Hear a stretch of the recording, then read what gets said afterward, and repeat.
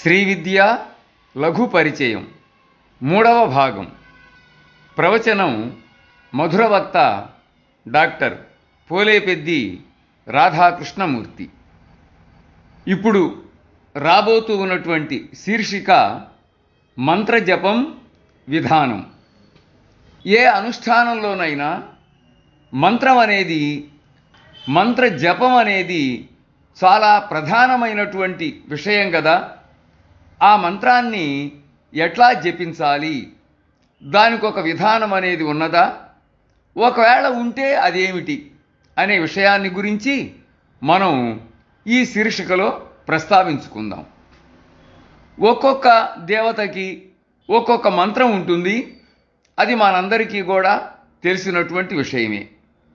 ఇక్కడ విశేషం ఏమిటి అంటే, ఏ మంత్రమైనా సరే, ఏ దేవతకు సంబంధించినటువంటి మంత్రమైనా సరే, అది కేవలం కొన్ని అక్షరాల కూడిక కాదు.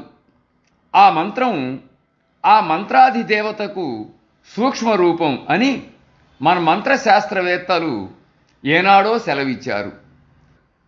వేదాత్ శ్రేష్ఠాః సర్వయజ్ఞక్రియాస్యుః యజ్ఞాత్ జాప్యం జ్ఞానమాహుశ్చ జాప్యాత్ జ్ఞానాత్ ధ్యానం సంగరాగవ్యపేతం తస్మిన్ ప్రాప్తే శాశ్వతస్యోపలబ్ధి అన్నారు మన మంత్రశాస్త్రవేత్తలు.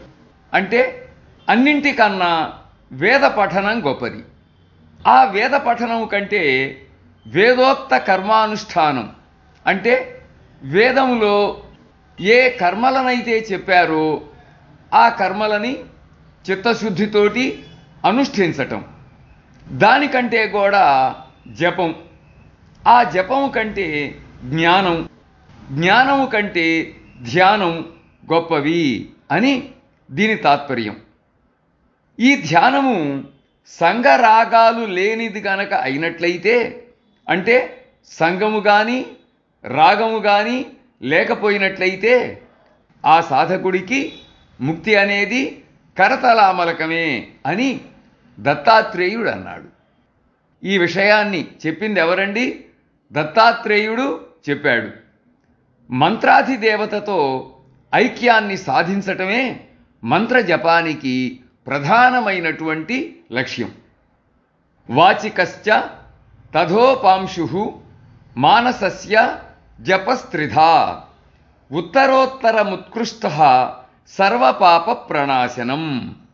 అంటే వాచిక జపము, ఉపాంశు జపము, మానసిక జపము. ఏమిటండి?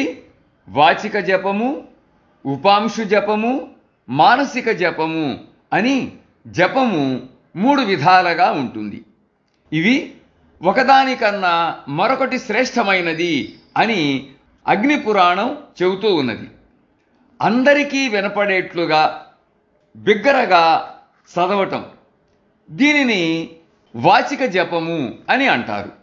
తర్వాత నోటితో ఎటువంటి శబ్దమూ చేయకుండా పెదవులను మాత్రం కదిలిస్తూ తనకు ఒక్కడికి మాత్రమే వినిపించే విధంగా జపించటం, ఆ విధంగా జపించినట్లయితే దానిని ఉపాంశు జపము అని అంటారు. ఆ తర్వాత కేవలము మనస్సులో నిశ్శబ్దంగా మంత్రాన్ని జపించటం అనేది ఉన్నది.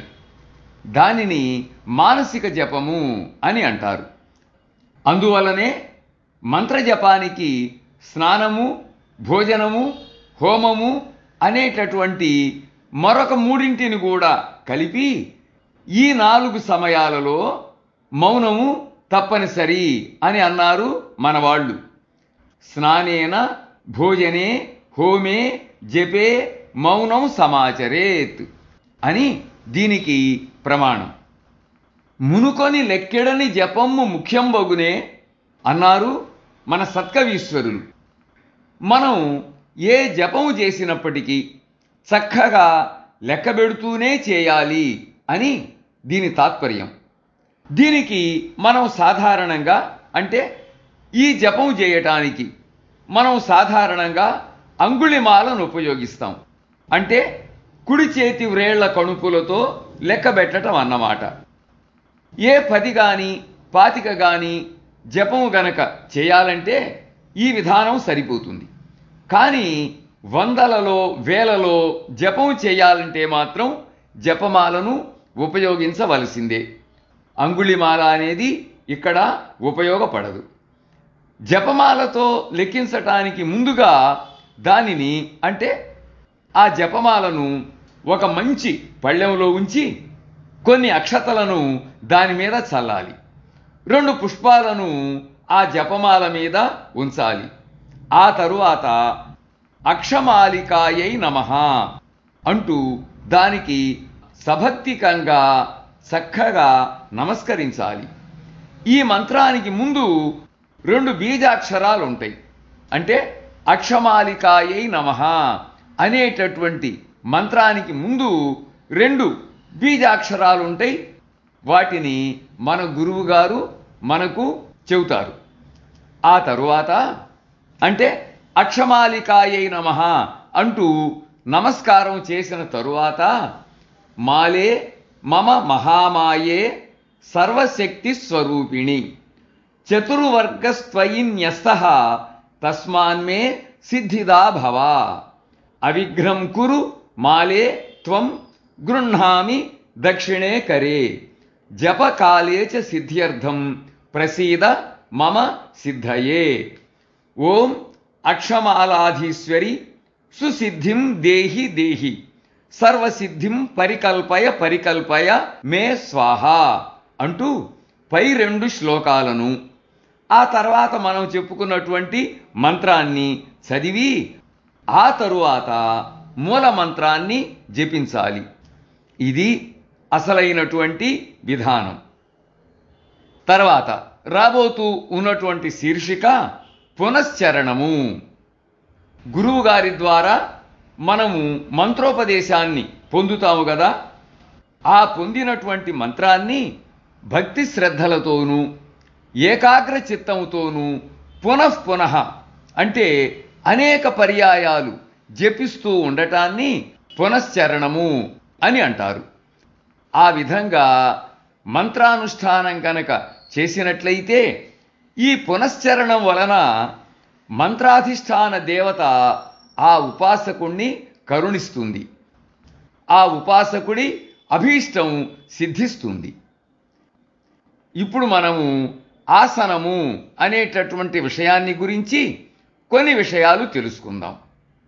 వెదురుతో చేసినటువంటి ఆసనం మీద, బండ మీద, నేల మీద, చెక్కపీట మీద, వీటి మీద కూర్చొని గడ్డి చిగురాకులతో చేసినటువంటి ఆసనం మీద కూర్చొని సంధ్యావందనము కానీ జపము మొదలైనటువంటివి కానీ చేయకూడదు. ఎందువలనంటే దీనికి ఒక ప్రమాణం కావాలి కదా ఉన్నది. అదేమిటి అంటే వంశాసనేతు దారిద్ర్యం పాషాణే వ్యాధి సంభవ ధరణ్యాం దుఃఖ సంభూతి దౌర్భాగ్యం దారుకాసనే తృణాసనే యశోహాని పల్లవే చిత్త విభ్రమ కృష్ణాజినే జ్ఞానసిద్ధి మోక్షశ్రీ వ్యాఘ్రచర్మణి అనేది దీనికి ప్రమాణం. దీని భావం ఏమిటి అంటే వెదురుతో చేసినటువంటి ఆసనం మీద కూర్చొని జపాన్ని గనక చేసినట్లయితే దారిద్ర్యం వస్తుంది.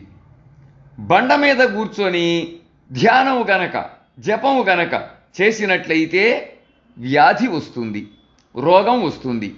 నేల మీద కూర్చొని గనక చేసినట్లయితే దుఃఖం వస్తుంది. చెక్క మీద కూర్చొని అంటే చెక్కతో చేసినటువంటి పీట మీద కూర్చొని జపం చేసినట్లయితే దురదృష్టం కలుగుతుంది. గడ్డితో చేసినటువంటి దాని మీద కూర్చొని ఆసనం మీద కూర్చొని జపం కనుక చేసినట్లయితే కీర్తి నశిస్తుంది. చిగురాకులతో చేసినటువంటి ఆసనం మీద కూర్చొని జపము గనక చేసినట్లయితే మతి చెలిస్తుంది అని భావం. అట్లా అని మనం ఏమీ కూడా కించిత్తు కూడా భయపడవలసినటువంటి అవసరం లేదు, అనుమానించవలసినటువంటి అవసరం లేదు. ఎందుకంటే ఇందాక మనం చెప్పుకున్నామే ఆసనాలు ఈ ఆసనాల మీద ఒక దర్భాసనాన్ని పరుచుకొని ఆ దర్భాసనం మీద తెల్లటి వస్త్రాన్ని ఉంచి ఆ తెల్లటి వస్త్రం మీద కూర్చొని ధ్యానము గనక చేసినట్లయితే మనకు శుభం సంప్రాప్తం అవుతుంది, మన అభీష్టం సిద్ధిస్తుంది, మన జపము ఫలిస్తుంది. తర్వాత జింక చర్మం మీద కూర్చొని జపము గనక చేసినట్లయితే పరిపూర్ణమైనటువంటి జ్ఞానం సిద్ధిస్తుంది. పులి చర్మం మీద కూర్చొని జపం చేసినట్లయితే మోక్షం లభిస్తుంది. ఇంతవరకు మనం చెప్పుకున్నామే, ఇవన్నీ కూడా సాధారణమైనటువంటి నియమాలు. శ్రీ విద్యోపాసకులు కూర్మాసనం మీద కూర్చొని అనుష్ఠానాదులను అంటే అనుష్ఠానము మొదలైనటువంటి వాటిని కనుక చేసినట్లయితే విశేష ఫలితం ఉంటుంది అని అనుభవజ్ఞులైనటువంటి ఉపాసకులు అన్నారు. కూర్మాసనం అని అన్నాము కదా, ఆ కూర్మాసనాన్ని గురించి ఇప్పుడు తెలుసుకుందాం. కూర్మ యంత్రం అనే పేరుతో ఒక యంత్రం ఉన్నది.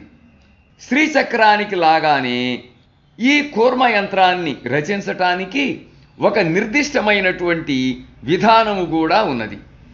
ఇందులో కూడా కొన్ని కోణాలు, కొన్ని దళాలు, బీజాక్షరాలు, మామూలు మంత్రాక్షరాలు మొదలైనటువంటివి ఉన్నాయి. ఈ యంత్రాన్ని ఒక తెల్లటి గుడ్డ మీద రంగుతో గీసి దానిని పైన మనం చెప్పుకున్నటువంటి ఆసనం మీద ఉంచి, కొన్ని ఆసనాలు చెప్పుకున్నామే ఇంతకుముందు, ఆ ఆసనాల మీద ఉంచి దాని మీద ఒక తెల్లని వస్త్రాన్ని పరిచి, అంటే ఈ కూర్మ యంత్రం మీద ఒక తెల్లని వస్త్రాన్ని పరిచి దాని మీద కూర్చొని అనుష్ఠానం చేయాలి. ఆ విధంగా అనుష్ఠానం గనక చేసినట్లయితే ఉపాసకుడికి ఏకాగ్రత కుదురుతుంది. ఏకాగ్రత అనేది ధ్యానానికి కానీ జపానికి కానీ అత్యంతము ముఖ్యమైనటువంటి విషయము కదా. అందుకని అటువంటి ఏకాగ్రత కుదురుతుంది. ఆ తరువాత మంత్రాధిదేవతానుగ్రహము కూడా లభిస్తుంది. మంత్రము త్వరగా సిద్ధిస్తుంది. అందుకని ఈ ఆసన విషయాన్ని మనం మన గురువు గారి ద్వారా కానీ లేదు అనుభవజ్ఞులైనటువంటి ఉపాసకుల ద్వారా కానీ చక్కగా తెలుసుకొని దానిని ఏర్పాటు చేసుకోవాలి. ఇప్పుడు మనం చెప్పుకోబోయేటటువంటి విషయము లలితా త్రిపుర సుందరి చిత్రపటము. శ్రీ విద్యకి అధిష్టాన దేవత లలితా త్రిపుర సుందరి కదా. ఆ లలితా త్రిపుర సుందరి ఏ విధంగా ఉంటుంది, ఆ చిత్రపటాన్ని గురించి మనం తెలుసుకుందాం. సగుణోపాసన, నిర్గుణోపాసన అని ఉపాసన రెండు విధాలుగా ఉంటుంది. ఏమిటండి? ఒకటి సగుణోపాసన, రెండవది నిర్గుణోపాసన. మన సనాతన హైందవ సంప్రదాయంలో మనకు పూర్వీకులైనటువంటి వేదకాల ఋష్యాదులున్నారే, ఆ వేదకాల ఋష్యాదులు మన దేవతలకు అందరికీ కూడా కొన్ని రూపాలను నామాలను ఏర్పాటు చేసి ఉన్నారు. మనము మన ఇష్టదేవత విగ్రహాన్ని లేదు చిత్రపటాన్ని మనకెదురుగా ఉంచుకొని ఆ చిత్రపటానికి షోడశోపచారాది పూజలను చేస్తూ ఉంటాం. దీనిని సగుణోపాసన అని అంటారు. దీనినే మనము విగ్రహారాధన అని కూడా అంటాం. అట్లా కాకుండా, అంటే ఈ సగుణోపాసన కాకుండా భగవంతుడిని నిరాకారుడుగాను నిర్గుణుడుగాను నిరంజనుడుగాను భావించి అతని తత్వాన్ని ధ్యానించటం, ఆ ధ్యానించటాన్ని నిర్గుణోపాసన అని అంటాం. సగుణోపాసన కంటే నిర్గుణోపాసన శ్రేష్టమైనది అన్నమాట సర్వదా సత్యం. ఏ విధంగా చూసినప్పటికీ కూడా సత్యమే. కానీ నిరాకార దైవతత్వం పట్ల మన మనస్సును లగ్నం చేయటం అనేది ఉన్నదే, అది అంత సులభమైనటువంటి సామాన్యమైనటువంటి పని ఏమీ కాదు. అందువలన మన వాళ్ళు ఆదౌ సగుణమాశ్రిత్య పశ్చాన్ నిర్గుణమాశ్రయేత్ అని అన్నారు. అంటే సగుణోపాసనతోనే సాధనను ప్రారంభించి క్రమక్రమంగా నిర్గుణోపాసనకు ఎదగండి అంటూ వాళ్ళు మనకు హితవు చెప్పారు. ప్రస్తుతం మనం చేస్తూ ఉన్నటువంటి శ్రీచక్రార్చన కానివ్వండి, సహస్రనామార్చన కానివ్వండి, ఇవన్నీ కూడా సగుణోపాసనలే కదా. కాబట్టి ఈ షోడశోపచార పూజకు లలితాదేవి చిత్రపటము అవసరమవుతూ ఉన్నది. ఈ చిత్రంలో లలితా పట్టపురాణి ఒక దివ్యాసనం మీద కూర్చొని ఉంటుంది. బ్రహ్మ, విష్ణుమూర్తి, రుద్రుడు, ఈశ్వరుడు, సదాశివుడు, ఈ ఐదుగురుని పంచబ్రహ్మలు అంటాం మనం. ఈ పంచబ్రహ్మలలో బ్రహ్మ, విష్ణుమూర్తి, రుద్రుడు, ఈశ్వరుడు ఎవరండి? బ్రహ్మదేవుడు, విష్ణుమూర్తి, రుద్రుడు, ఈశ్వరుడు, ఈ నలుగురు ఆ సింహాసనానికి, లలితా త్రిపుర సుందరీదేవి కూర్చున్నటువంటి సింహాసనానికి 4 కాళ్ళలాగా ఉంటారు. సదాశివుడు పలకగా ఉంటాడు. 4 పాదాలు అని అన్నాము కదా. ఈ 4 పాదాలు నలుగురు దేవతామూర్తులు కదా. వీళ్ళు ఏ దిశలో ఉంటారు, ఏ దిక్కులో ఉంటారు అనే దాన్ని గురించి మనం చూద్దాం. బ్రహ్మాత్మక పాదం ఆగ్నేయ దిశలో ఉంటుంది. ఇది జపా కుసుమ వర్ణములో, అంటే దాసన పువ్వు రంగులో ఉంటుంది. విష్ణాత్మక పాదం నైరుతి దిశలో ఉంటుంది. ఇది ఇంద్రనీల వర్ణంలో ఉంటుంది. రుద్రాత్మక పాదం వాయవ్య దిశలో ఉంటుంది. ఇది శుద్ధ స్ఫటిక వర్ణంలో ఉంటుంది. ఈశ్వరాత్మక పాదం ఈశాన్య దిశలో ఉంటుంది. ఇది కర్ణికార వర్ణంలో, అంటే కొండ గోగు రంగులో ఉంటుంది. సదాశివ రూపమైనటువంటి పలక దానిమ్మ పువ్వు రంగులో ఉంటుంది. ఇది ఆ దేవతలు, ఆ దిశలు, ఆ వర్ణము. ఈ ఆసనానికి, అంటే లలితా త్రిపుర సుందరీదేవి కూర్చున్నటువంటి ఆసనానికి 36 సోపానాలు. సోపానం అంటే మెట్టు. 36 సోపానాలు అంటే 36 మెట్లు ఉంటాయి. అవి ఏమిటి అంటే, జాగ్రత్తగా చూడండి. 1 పృథివీ, 2 జలము, 3 అగ్ని, 4 వాయువు, 5 ఆకాశము. వీటిని మనం ఏమంటామండి? పంచభూతాలు అని అంటాం. ఇవి 5. ఇక 6వది శబ్దము, 7వది స్పర్శ, 8వది రూపము, 9వది రసము, 10వది గంధము. వీటిని మనము తన్మాత్రలు అని అంటాం. ఇవెన్నండి? 5. ఆ తర్వాత 11వది చర్మము, 12వది నేత్రాలు, 13వది చెవులు, 14వది నాలుక, 15వది నాసిక. ఇవి ఎన్నండి? 5. వీటిని మనం ఏమంటున్నాము? జ్ఞానేంద్రియాలు అని అంటూ ఉన్నాం. ఆ తర్వాత 16వది నోరు, 17వది చేతులు, 18వది పాదాలు, 19వది గుదము, 20వది లింగము లేదా యోని. ఇవెన్నండి? 5. వీటిని మనం ఏమంటున్నాము? కర్మేంద్రియాలు అంటూ ఉన్నాం.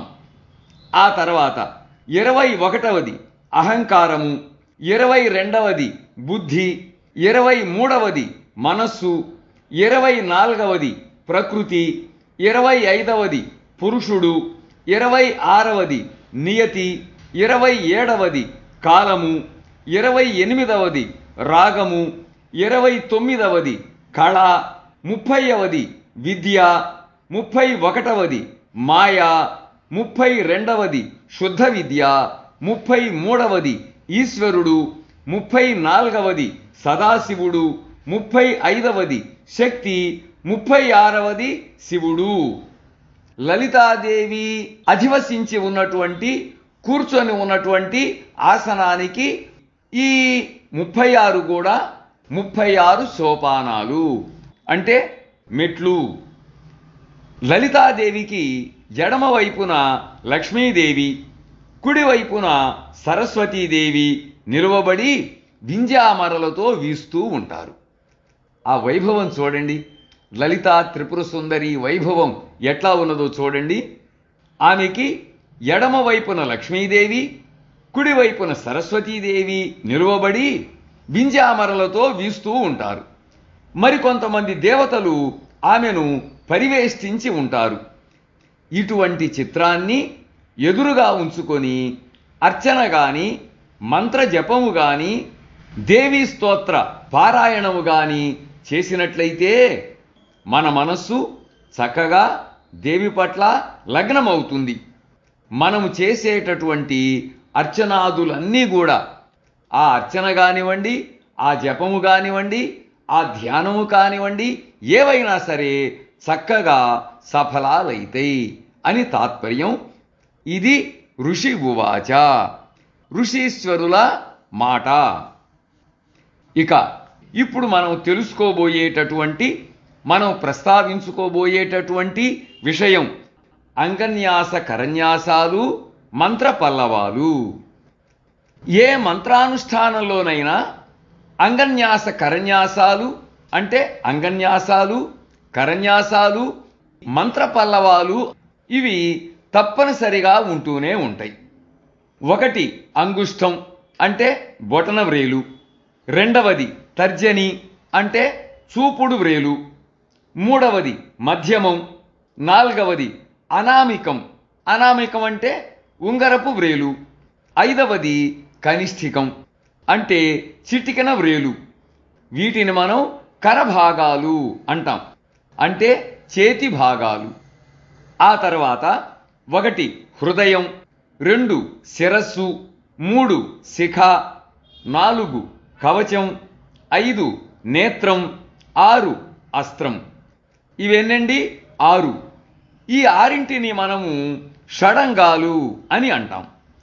ఆ తర్వాత మంత్ర పల్లవాలు అన్నాంగా, వాటిని చూద్దామండి. హృదయదేవికి నమః అనేది మంత్ర పల్లవం, శిరోదేవికి స్వాహ, శిఖాదేవికి వషటు, కవచదేవికి హుం, నేత్రదేవికి వౌషటు, అస్త్రదేవికి ఫట్ అనేవి మంత్ర పల్లవాలు.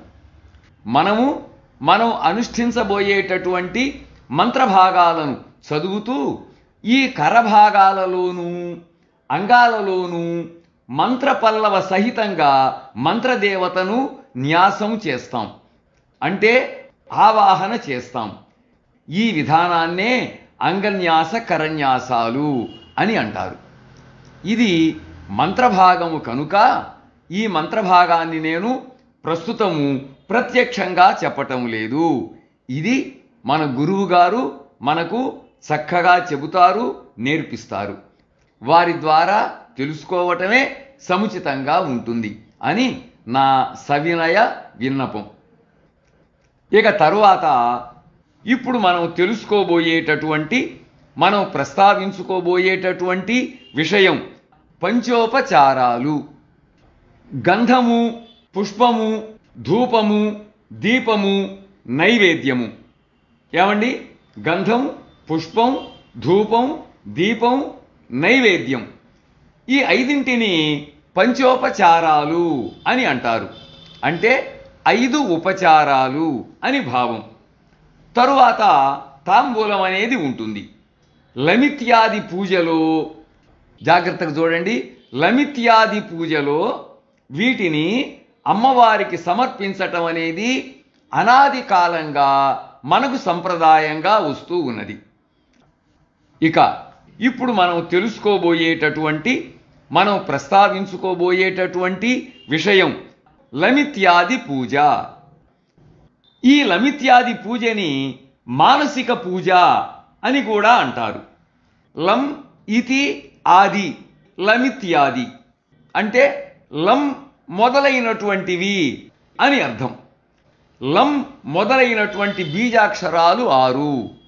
బీజాక్షరాలు అంటున్నాం కదండి, వీటిని ప్రత్యక్షంగా చెప్పకూడదు కదండి, అందుకని నేను కేవలం సూచిస్తాను, అంతవరకేనండి. లం మొదలైనటువంటి బీజాక్షరాలు 6.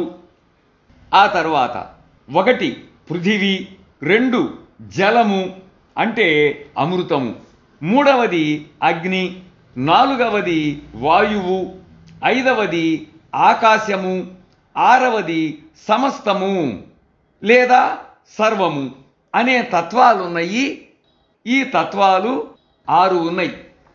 పైన మనం చెప్పుకున్నటువంటి గంధము, పుష్పము, ధూపము, దీపము, నైవేద్యము, సమస్తము అనే ఉపచారాలకు సంబంధించినటువంటి పూజ లమిత్యాది పూజ. అయితే మరి గంధము పుష్పము అన్నాము కదా, పృథివీ జలము అని అన్నాము కదా, ఇది లమిత్యాది పూజ ఎట్లయింది అని సందేహం వస్తుంది కదా మనకి. దానికి సమాధానం చెబుతున్నాను, వినండి.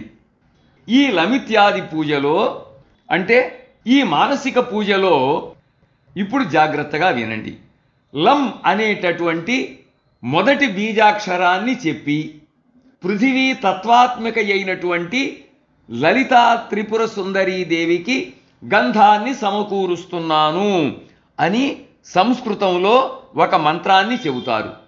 ఆ తరువాత 2వ బీజాక్షరాన్ని చెప్పి ఆకాశ తత్వాత్మిక అయినటువంటి దేవికి పుష్పాన్ని సమకూరుస్తున్నాను అని చెబుతారు. ఆ తరువాత 3వ బీజాక్షరాన్ని చెప్పి వాయుతత్వాత్మిక అయినటువంటి దేవికి ధూపాన్ని సమకూరుస్తున్నాను అని చెబుతారు. ఆ తరువాత 4వ బీజాక్షరాన్ని చెప్పి తేజస్తత్వాత్మిక అయినటువంటి దేవికి దీపాన్ని సమకూరుస్తున్నాను అని చెబుతారు.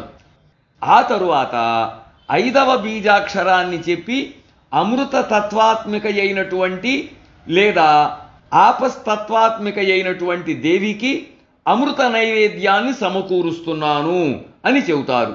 ఆ తరువాత 6వ బీజాక్షరాన్ని చెప్పి సర్వతత్వాత్మిక అయినటువంటి దేవికి తాంబూలాది సమస్తోపచారాలను అంటే తాంబూలము మొదలైనటువంటి సమస్త ఉపచారాలను సమకూరుస్తున్నాను అని చెబుతారు. ఇక్కడ నేనేమి చేశాను, ఒక్క బీజాక్షరాలను మాత్రము ప్రత్యక్షంగా గాని పరోక్షంగా గాని చెప్పలేదు. పృథివీ మొదలైనటువంటి 6ంటిని, గంధము మొదలైనటువంటి 6ంటిని ప్రత్యక్షంగా చెప్పాను. అది ఇందులో ఉన్నటువంటి శ్రీ విద్యా సంప్రదాయము. శ్రీ విద్యోపాసకులు కాకుండా, శ్రీ విద్యోపదేశాన్ని పొందినటువంటి వారికి కాకుండా ఇతరులకు చెప్పాలంటే విధానము ఇది అని తాత్పర్యం. ఇక ఇప్పుడు మనం తెలుసుకోబోయేటటువంటి విషయం ఏమిటి అంటే జప సంఖ్య, హోమ, తర్పణ, భోజనాలు. కొన్ని మంత్రాలకు అక్షర లక్షల నియమం ఉంటుంది. అక్షర లక్షల నియమం అంటే ఏమిటంటే మనము జపించే మంత్రములో ఎన్ని అక్షరాలైతే ఉంటాయో అన్ని లక్షలు జపించాలి. దీనికి ప్రామాణికంగా ఒక శ్లోకం ఉన్నది. జపాద్ దశాంశో హోమస్యాత్ తద్దశాంశం తు తర్పణం తద్దశాంశం బ్రాహ్మణానాం భోజనం వింధ్యమర్దన. జప సంఖ్యలో 10వ వంతు హోమం చేయాలి. హోమ సంఖ్యలో 10వ వంతు తర్పణం ఇవ్వాలి. తర్పణ సంఖ్యలో 10వ వంతు బ్రాహ్మణులకు భోజనం పెట్టాలి అని దీని తాత్పర్యం. బ్రహ్మాండ పురాణంలో ఉత్తరఖండములో ఉన్నటువంటి ఈ విషయాన్ని హయగ్రీవుడు అగస్త్యుడికి చెప్పాడు. ఇక మన శ్రీ విద్యలోకి గనక వచ్చినట్లయితే లలితా మూల మంత్రాన్ని 36 లక్షలు జపించాలి. ఎన్నండి? 36 లక్షలు జపించాలి. అందులో 10వ వంతు అంటే 3,60,000 హోమం చేయాలి. అందులో 10వ వంతు అంటే 36,000 తర్పణం చేయాలి. అందులో 10వ వంతు అంటే 3,600 మంది బ్రాహ్మణులకు భోజనం పెట్టాలి. అప్పుడు లలితా మంత్రం సిద్ధిస్తుంది. అని బ్రహ్మాండ పురాణములో ఉన్నటువంటి లలితోపాఖ్యానములో 42వ అధ్యాయములో వివరంగా ఉన్నది. షట్త్రింశ లక్ష సంఖ్యాంతు జపేద్విద్యాం విచక్షణః తద్దశాంసస్తు హోమస్యాత్ తద్దశాంసస్తు తర్పణం తద్దశాంసస్తు బ్రాహ్మణానాం భోజనం సముదీరితం అని దీనికి ప్రమాణం. ఈ విషయాన్ని ఇంత వివరంగా తెలుసుకొని ఇంత అధిక సంఖ్యలో జపము, హోమము, తర్పణము మొదలైన వాటిని మనం చేయలేమే అని ఉపాసకులు ఎవ్వరూ కూడా ఎంత మాత్రము కూడా సంకోచించవలసినటువంటి అవసరము గాని, భయపడవలసినటువంటి అవసరము గాని ఎంత మాత్రమూ లేదు.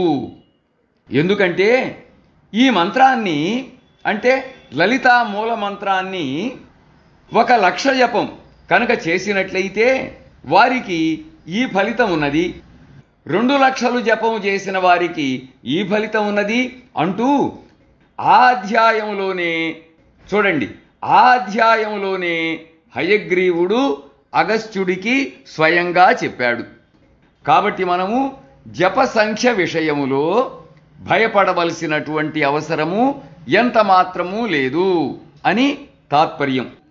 మరికొన్ని మంత్రాలకు ఈ హోమము, తర్పణము, భోజనము మొదలైనటువంటి నియమాలు ఉండవచ్చును, ఉండకపోవచ్చును, లేదు మరొక విధంగా ఉండవచ్చును. కనుక ఉపాసకుడు ఈ విషయాన్ని గురించి తమ గురువర్యులను అడిగి తెలుసుకొని మంత్రాన్ని జపించి వారి సూచనను అనుసరించే మిగిలిన వాటిని కూడా చేస్తే శుభప్రదంగా ఉంటుంది. మన సంప్రదాయం, మన ఋషీశ్వరులు మన పట్ల వారికి ఉన్నటువంటి అమితమైనటువంటి వాత్సల్యంతో, అమితమైనటువంటి ప్రేమతో మనందరికీ ఇచ్చినటువంటి సౌకర్యము ఇది. ఇక ఇప్పుడు మనం తెలుసుకోబోయేటటువంటి, మనం ప్రస్తావించుకోబోయేటటువంటి విషయం ముద్రలు. ఏ మంత్రానికైనా సరే ముద్ర అనేది ముఖ్యంగా ఉంటుంది. మోదనాత్ సర్వదేవానాం ద్రావణాత్ పాప సంతతేః తస్మాన్ ముద్రేతి విఖ్యాతః మునిభిస్తంత్రవేదిభిః.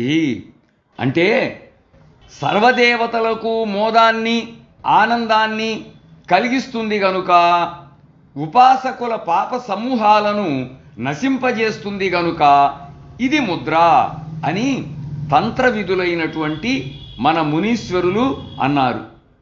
మంత్రానుష్ఠానంలోనూ ఉపాసనలోనూ ముద్రలకున్నటువంటి స్థానం చాలా విలువైనటువంటిది. మనము నిత్యము త్రికాలాలలోనూ చేసేటటువంటి సంధ్యావందన కార్యక్రమంలో గాయత్రి ఉపాసన ఉన్నది కదా. అందులో సుముఖం అనే దానితో మొదలుపెట్టి పల్లవం అనే దాని వరకు 24 ముద్రల్ని చెబుతూ ఉన్నాం. ఆ 24 ముద్రలను చెప్పి చివర్లో ఏమంటున్నాము? ఇతి ముద్ర నజానాతి గాయత్రి నిష్ఫలా భవేత్. ఈ ముద్రల స్వరూపాన్ని తెలుసుకొని ప్రయోగించకపోయినట్లయితే ఉపాసకుడు చేసే గాయత్రి జపము ఫలితాన్నివ్వదు అన్నారు మన సంప్రదాయకర్తలు. అంటే మంత్రానుష్ఠానంలో ముద్రలకున్నటువంటి స్థానము ఇది, ఇంత గొప్పది, ఇంత విలువైనది అని తాత్పర్యం. శ్రీ విద్యలో 1 సర్వ సంక్షోభిణి, 2 సర్వ విద్రావిణి, 3 సర్వాకర్షిణి, 4 సర్వ వశంకరి, 5 సర్వోన్మాదిని, 6 సర్వ మహాంకుశ, 7 సర్వ ఖేచరి, 8 సర్వ బీజ, 9 సర్వ యోని, 10 సర్వ త్రిఖండ అనేటటువంటి ముద్రలున్నాయి. ఇవెన్నండి మొత్తం కూడా 10. వీటిని దశముద్రలు అంటారు. వీటిని ఏమంటామండి? దశముద్రలు అని అంటాం. గాయత్రి మంత్రానుష్ఠానములో 24 ముద్రలు ఉన్నట్లుగానే ఈ శ్రీ విద్య మంత్రోపాసనలో కూడా దశముద్రలున్నాయి. ఇవి కాక మృగీ ముద్ర, జ్ఞానముద్ర, మొదలైనవి 23 ఉన్నాయి. ఏంటండి 23? మరికొన్ని కూడా ఉన్నాయి. ప్రధానంగా శ్రీచక్ర నవావరణార్చనలో వీటి వినియోగం ఉంటుంది. ఇక్కడ మనం ఏం చెప్పుకోవాలంటే గురుముఖైక వేద్యోస్తి తద్రూపావా అంటే వీటిని గురువు గారి ద్వారానే నేర్చుకొని ప్రదర్శించాలి అని తాత్పర్యం. అట్లా గనక గురువు గారి ద్వారా నేర్చుకొని ఆ ముద్రలని ప్రయోగిస్తూ మంత్రానుష్ఠానం గనక చేసినట్లయితే, శ్రీచక్రార్చన గనక చేసినట్లయితే, నవావరణార్చన గనక చేసినట్లయితే ఆ అర్చనాదులు సత్ఫలితాలనిస్తాయి. ఆ అర్చన మొదలైనటువంటివి మంచి ఫలితాలనిస్తాయి అన్నారు మన ఋషీశ్వరులు.